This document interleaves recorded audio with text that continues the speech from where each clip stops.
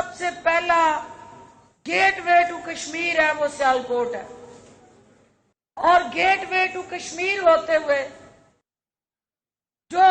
آزاد کشمیر کے بعد سب سے زیادہ کشمیری جس شہر میں بستا ہے وہ سیالکوٹ ہے، اور کشمیریوں کی جو سب سے پہلے درد کی داستان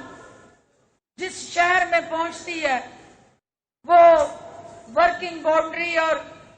چند میل کے فاصلے پہ موجود یہ شہر سیالکوٹ ہے۔ لہذا جہاں کاروباری سطح پہ، معاشی سطح پہ آپ کی تجارتی سرگرمیوں کے حوالے سے اس شہر کی اہمیت ہے، وہیں کشمیر کے حوالے سے یہ شہر جو ہے ایک فرسٹ لائن آف ڈیفنس ہے اور پہلا مورچہ ہے پاکستان کے دفاعی حصار کا، اور پاکستان کے دفاعی حصار کا پہلا مورچہ جنہوں نے اس کی جغرافیائی اور نظریاتی سرحدوں کا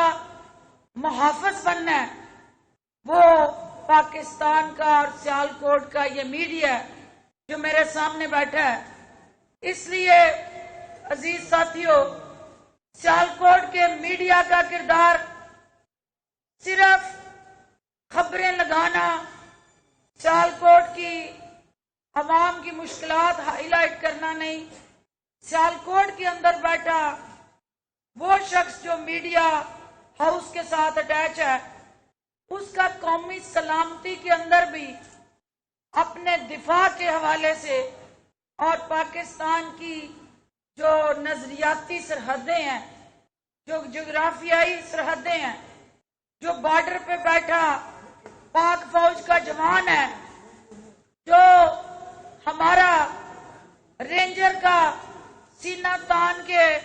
اس کھلے بارڈر پہ موجود محافظ ہے، ان سب کی خدمات، ان کی اپنی جانیں نچھاور کرنے کا جذبہ اور اس پاک سرزمین کے اوپر جو ان کا لہو بہتا ہے اس کی بنیادیں مضبوط کرنے میں اپنے لہو سے جو وہ شہید جو ہیں اس پاکستان کی بنیادوں کو مضبوط کر رہے ہیں، ان کی خدمات کو بھی اجاگر کرنا سیالکوٹ کے اندر بیٹھا میڈیا ورکر جو ہے اس کی ذمہ داری ہے۔ لہذا یہ ضروری ہے کہ سیالکوٹ کا پریس کلب افیکٹو ہو، یہ ضروری ہے کہ یہاں الیکٹرانک میڈیا ایسوسی ایشن فعال ہو، اور میں آپ کو یقین دلاتی ہوں کہ سیالکوٹ پریس کلب کے جو مسائل اور مشکلات ہیں میں اس کمیٹی کو کانسٹیٹیوٹ کر کے انشاءاللہ جلد از جلد ہم آپ کا وہ الیکشن جو پرنٹ میڈیا کی وجہ سے پینڈنگ ہے اس کو جلد اس کا انعقاد کرا کے آپ کے پریس کلب کے اندر میرے وہ بھائی اور ساتھی جو ووٹ کی طاقت سے جس کو بھی چنیں گے ڈاکٹر فردوس اس کے گلے میں ہار ڈالے گی اور عزت دے گی۔ ہمیں آج ان حالات میں جہاں پاکستان کی جغرافیائی اور نظریاتی سرحدوں پہ حملہ ہو رہا ہے، عزیز ساتھیوں، آپ کی قلم کی طاقت جو ہے یہ حکومت اس کی طاقت پہ یقین رکھتی ہے، اور قلم کی طاقت وہ طاقتور مؤثر ہتھیار ہے جو بندوق کی گولی سے زیادہ مؤثر ہے۔ ایک طرف ہندوستان نے 9 لاکھ فوج کا پہرا بٹھا کے کشمیر کے اندر میری بیٹیوں کو، میری بہنوں کو، میری ماؤں کو، میرے بچوں کو اس بندوق کی نوک پہ یرغمال بنایا ہوا ہے اور کرفیو لگا کے ان سے ان کے بنیادی حقوق چھین لیے ہیں۔ ان کو آج ادویات دستیاب نہیں، ہاسپٹل تک رسائی نہیں، کھانے پینے کی بنیادی اشیاء جو ان کا حق ہے ان تک نہیں پہنچنے دیا جا رہا، تو وہاں انسانیت مذائقہ خیز اور لرزہ خیز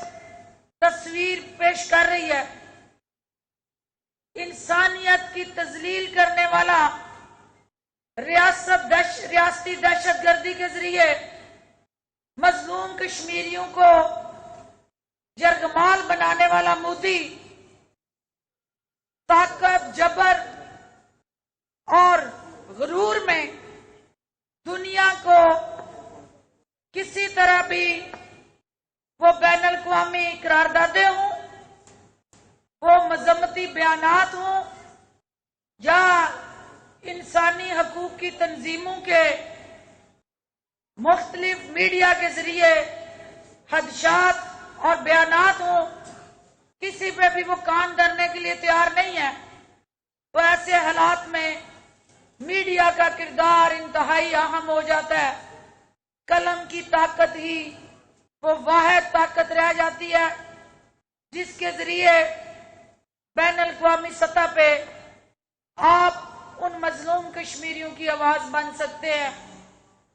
یہ گیٹ وے ٹو کشمیر جو سیالکوٹ ہے، آپ بین الاقوامی میڈیا کے ساتھ انٹریکشن کر کے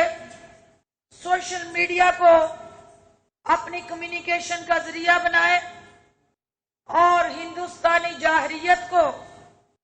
آزاد کشمیر اور line of control working boundary پہ ہونے والی ہندوستانی قیادت کی آر ایس ایس کی جو آئیڈیالوجی ہے، جو مودی کا ہٹلر اور نازی